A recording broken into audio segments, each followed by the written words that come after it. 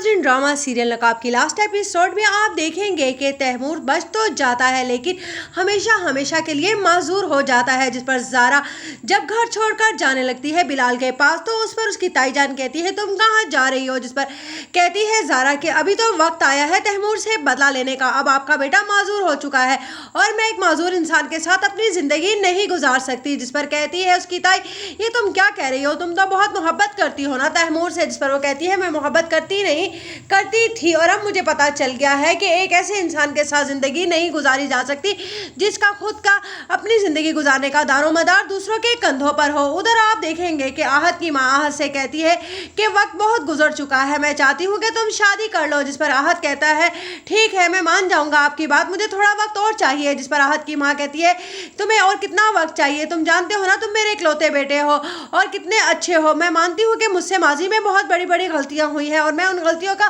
खुमियाजा भी बहुत भुगत चुकी हूँ, इसीलिए मैं अब चाहती हूँ कि तुम्हारी ज़िंदगी में फिर से खुशियाँ आ जाएं।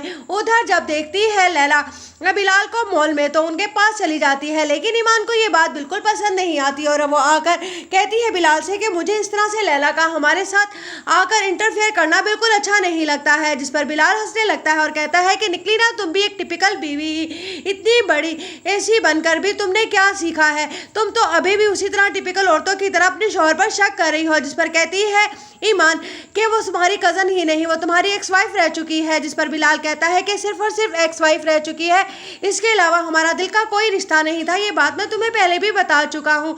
जिस पर ईमान हंसती है और कहती है कि मैं तो देख रही थी कि आप मुझसे कितनी मोहब्बत करते हैं। जिस पर बिलाल कहता है कि अभी और कोई इम्तिहान बाकी है, इतने इम्तिहानात तो दे चुका हूँ तुम्हारी मोहब्बत में मैं।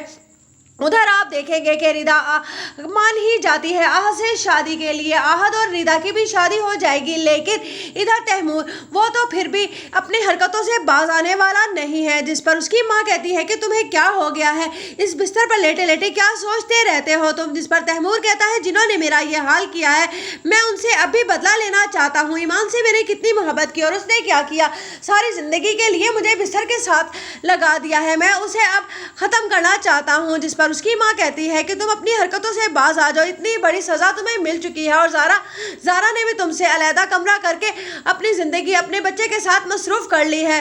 जिस पर कहता है तैमूर वो मुझे मेरा बच्चा तक नहीं देखने देती है। जिस पर तैमूर की माँ कहती है कि तुमने उसे बहुत बड़ी बड़ी मुश्किलों में डाला है, इसीलिए भी उसे कुछ वक्त चाहिए, इसलिए मैं तो कहती हूँ कि तुम ज़रा सब्र से काम लो और ज़ारा से प्यार मोहब्बत से बात किया करो। तुम